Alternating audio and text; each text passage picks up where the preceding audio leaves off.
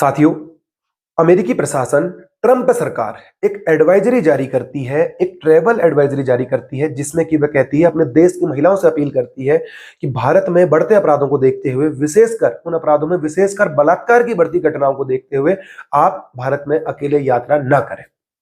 साथियों, आज सुबह जब मैंने एक खबर पढ़ी, जब ये लेख पढ़ा तो बहुत ज्यादा शर्म आई और मुझे लगा कि इस विषय को आप सभी लोगों के सम्मुख रखा जाना चाहिए और मैं चाहता हूं कि आप लोग भी इस विषय पर अपने विचार जरूर दें। ये साथियों, सबसे पहली बात है, चिंता का विषय तो है ही, साथ ही बहुत ज्यादा शर्मसार कर देने वाली बात है। क्या भारत में ऐसा नहीं होता? होता है, बिल्कुल होता है। और भारत में ही नहीं, हर देश में ऐसा होता है, हर समाज में ऐसा होता है। समाज में इस तरीके की घृणित मानसिकता वाले, ऐसी कुत्सित मानसिकता वाले, ऐसी विभत्स मानसिकता वाले लोग हर समाज में, हर देश में। तो क्या केवल भारत को टारगेट किया जा रहा था? क्या केवल क्या ट्रंप सरकार भारत को यह कहना चाह रही थी कि भारत में अपराधियों पर या बलात्कारियों पर कोई लगाम नहीं लगाई गई है? क्योंकि जिस तरीके से एडवाइजरी केवल भारत के लिए जारी की गई, उससे तो यही साफ होता है।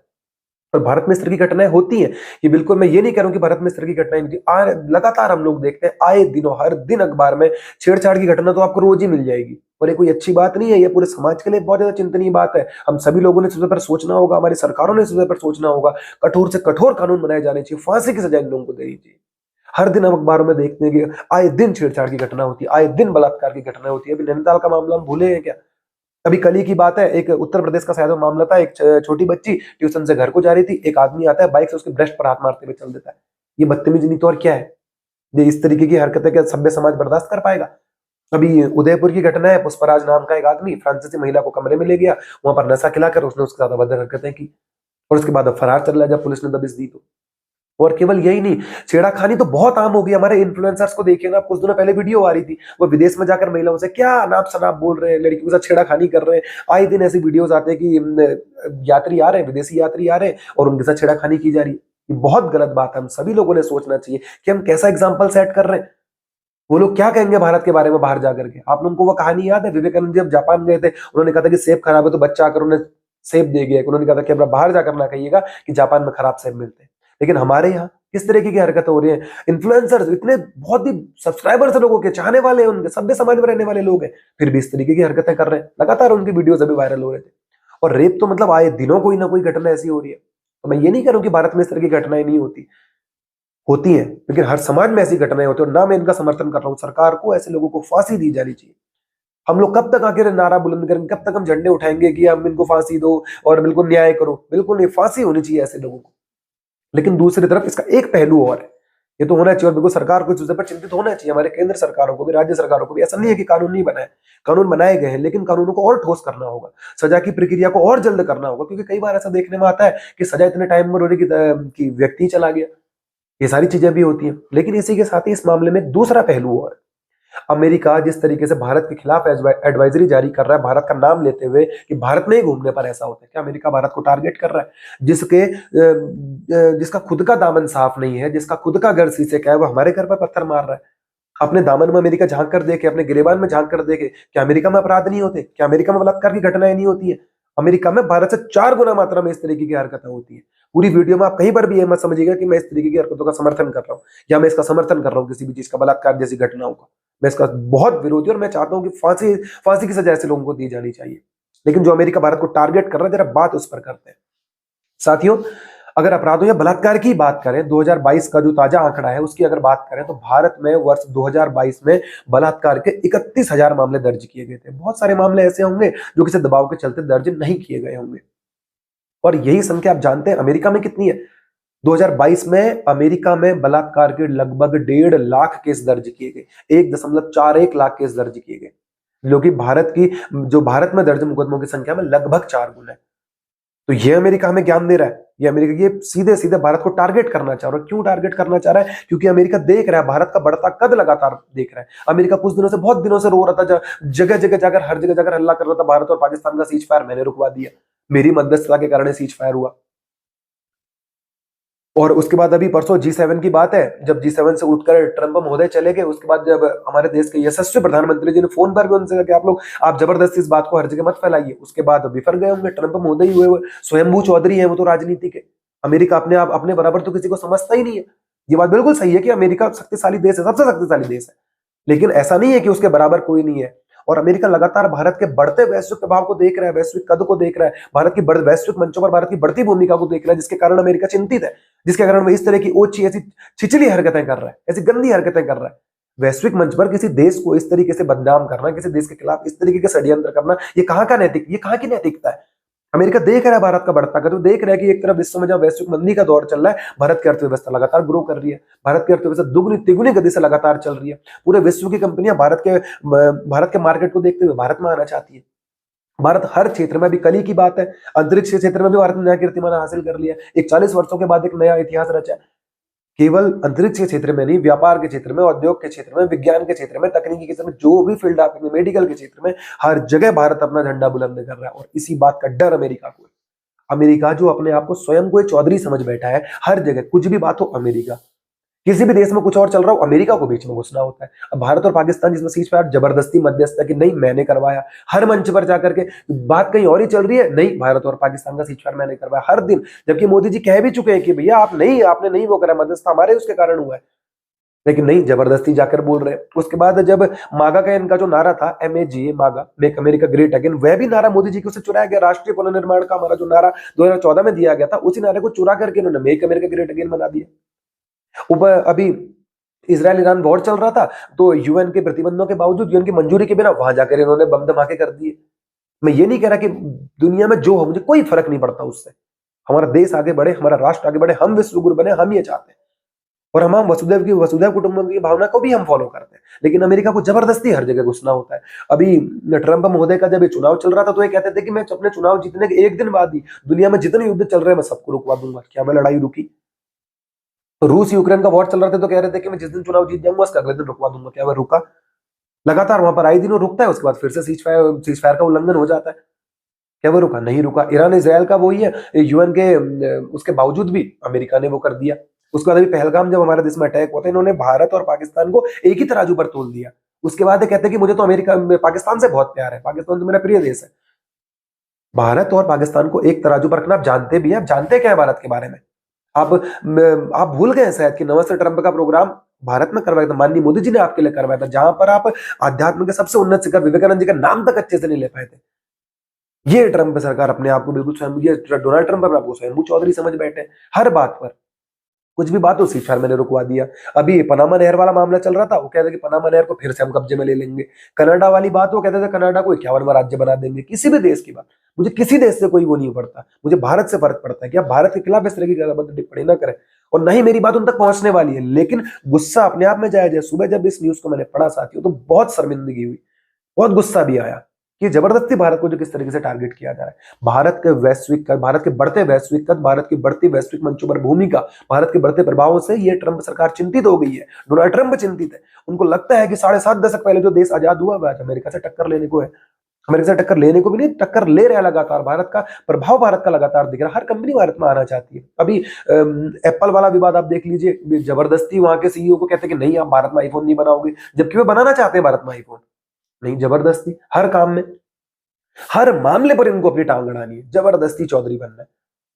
ट्रंप महोदय से हम कहना चाहते हैं कि जरा थोड़ा इत्मीनान से काम लीजिए। बढ़ती उम्र साफ मुझे लगता है कि दिख रही है। और उसके बाद जो ये कह रहे हैं कि बलात्कार की घटना है, जरा इनके खुद के दामन में इन्होंने देखेंगे तो पता चलेगा कि एक एक मामले में 36 आपराधिक मामलों में दोषी पाए गए। लगभग 26-27 महिलाओं ने इनके ऊपर यौन शोषण और अब ये अनुचित हरकतों के आरोप लगाए हुए।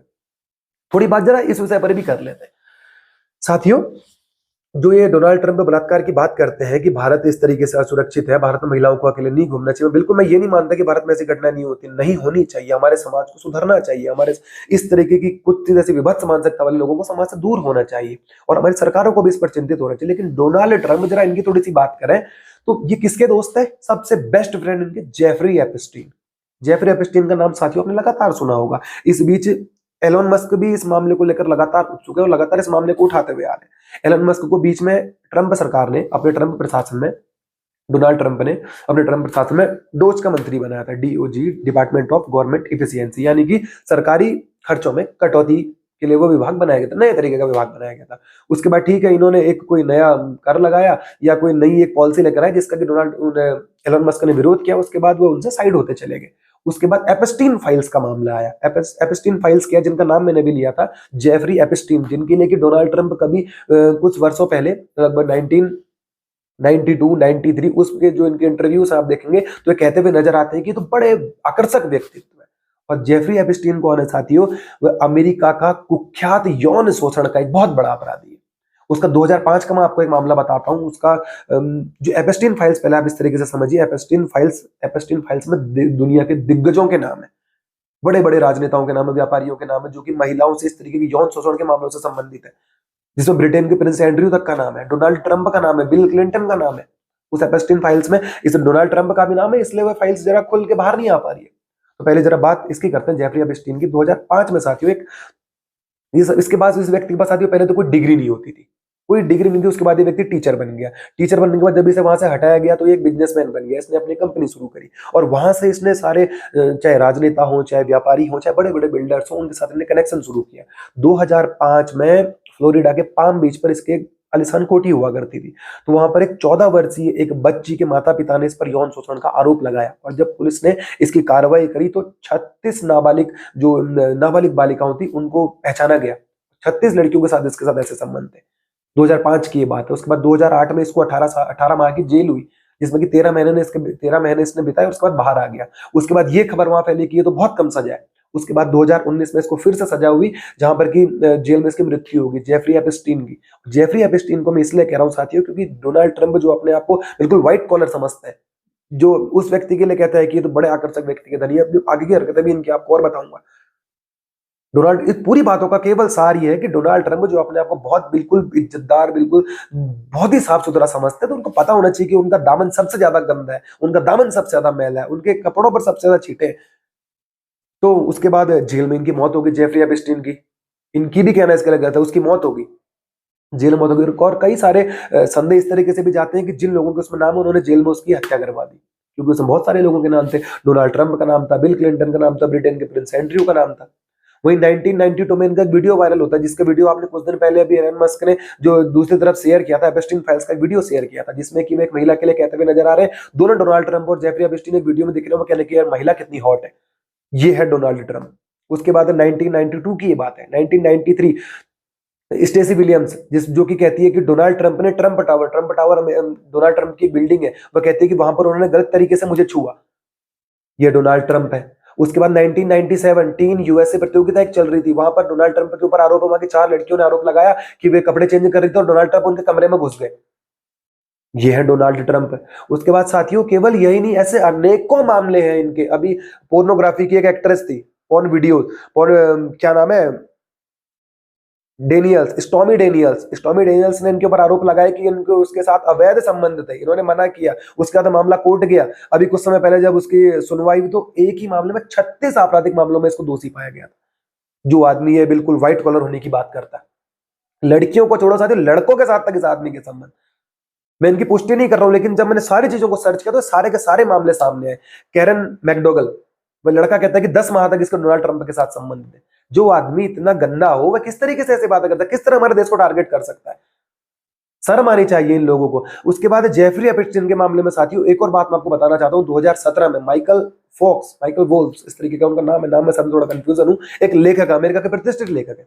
उन्होंने उसकी मृत्यु से पहले, उसकी जेल से पहले एक 100 घंटे का बातचीत का टेप रिकॉर्ड किया था उसके साथ, जहां पर जेफरी एपस्टीन ये कहता है कि डोनाल्ड ट्रंप के ऊपर इतने गंभीर आरोप उसने लगाए। वह कहता है कि डोनाल्ड ट्रंप के अपने दोस्तों की वाइफ्स के साथ तक अवैध संबंध है। इस तरीके के आरोप उस व्यक्ति के द्वारा इसके ऊपर लगे और ये आदमी अपने को व्हाइट कॉलर समझता है। ये भारत को बदनाम करने का काम कर रहा है, ये भारत को टारगेट करने का काम कर रहा है। इन लोगों को समझना चाहिए, इनको अपनी हरकतों से पहले बाज जाना चाहिए, उसके बाद देखेंगे दूसरे को। और केवल यही नहीं, ट्रंप तो इस मामले में सबसे ज्यादा बदनाम है। सोचो साथियों, 26 महिलाओं ने जिसके ऊपर यौन शोषण और इस तरीके के आरोप लगाए हो कि छेड़छाड़ करी, अनुचित तरीके से छुआ। अभी कितने मामले ऐसे हैं कि जहां पर लड़कियों ने ऐसे आरोप लगाए कि उन्होंने गलत तरीके से छुआ। कईयों मामले ऐसे हैं। और केवल यही नहीं है, अमेरिका के पूर्व अनेकों ऐसे राष्ट्रपति जिनके ऊपर ऐसे आरोप लगाए जाते हैं। अगर कुछ एक आध एग्जांपल आपको यहां के भी दे देता हूं, जैसे कि जॉन एफ कैनेडी की बात कर लेते हैं। 1961 टू 1963 राष्ट्रपति थे। मर्लिन मुनरो एक प्रसिद्ध अभिनेत्री हुआ करती थी, माना जाता था कि उसके साथ संबंध थे। उसके साथ ही कैंपाबेल हुआ करती थी, वो माफिया से भी वहां के संबंधित थी, वो कहती थी कि मेरे साथ उनके संबंध है। और मिमी अल्फ्रेड निजी सचिव, वो अपनी किताब वंस अपॉन ए सीक्रेट में लिखती है कि इनके निजी सचिव के साथ 18 महीनों तक के संबंध थे, 12-18 महीनों के संबंध थे। केवल वही नहीं, बिल क्लिंटन को आप देखिए, अमेरिका के पूर्व राष्ट्रपति 1993 टू 2001, 1993 से 2001।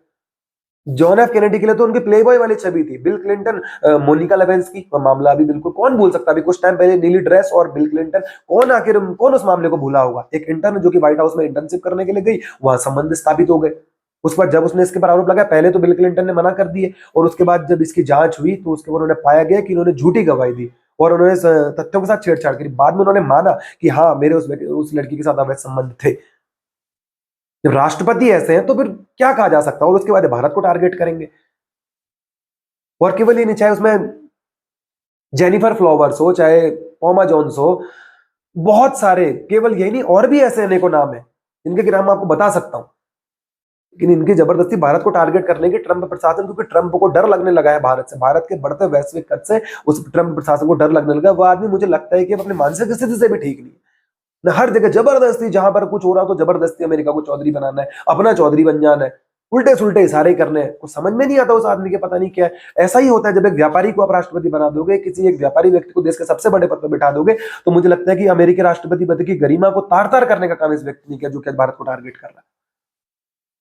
मैं पूरी बात आपके सामने साथियों इसलिए रख रहा हूं कि ये हमारे समाज में ऐसे लोग अभी भी हैं, ऐसे कुछ से घृणित, ऐसी विभत्स मानसिकता के लोग हैं जो कि स्त्री को केवल एक भोग विलास की वस्तु समझते हैं। ये लोग भूल जाते हैं कि हमारे यहाँ ही ऐसे क्या होता है, यत्र नारीस्तु पूज्यन्ते रमन्ते तत्र देवता। हमारे राज्य सरकारों को, हमारी केंद्र सरकारों को कानून है, लेकिन उन पर और अधिक अमल किए जाने की जरूरत है, उनको और कठोर बनाने की जरूरत है। उन पर बिल्कुल लचीला नहीं होना पड़ेगा हमने, इनको फांसी की सजा ऐसे लोगों को होनी चाहिए। और हमारे समाज के लोगों को भी, हम लोगों को भी एक ऐसे समाज का निर्माण करना होगा जहां पर कि नारियों की असल मायने में पूजा हो, जहां पर कि उनको एक सेफ्टी का भाव है। लगातार ऐसी वीडियोस देखने में आती है, अभी कल परसों की पूरी बात मैं आपको रख चुका हूं। तो इस बात को रखने का केवल उद्देश्य इतना था कि हम लोग एक ऐसा समाज तैयार करें जहां पर कि स्त्रियों का सम्मान हो, जहां पर स्त्रियों की सुरक्षा हो। और इस पूरे बात को आप सभी लोगों के सामने रखना चाहता था साथियों। मैं चाहता हूं कि आप लोग इस पर अपने विचार जरूर दें। धन्यवाद साथियों। वंदे मातरम। इंकलाब जिंदाबाद।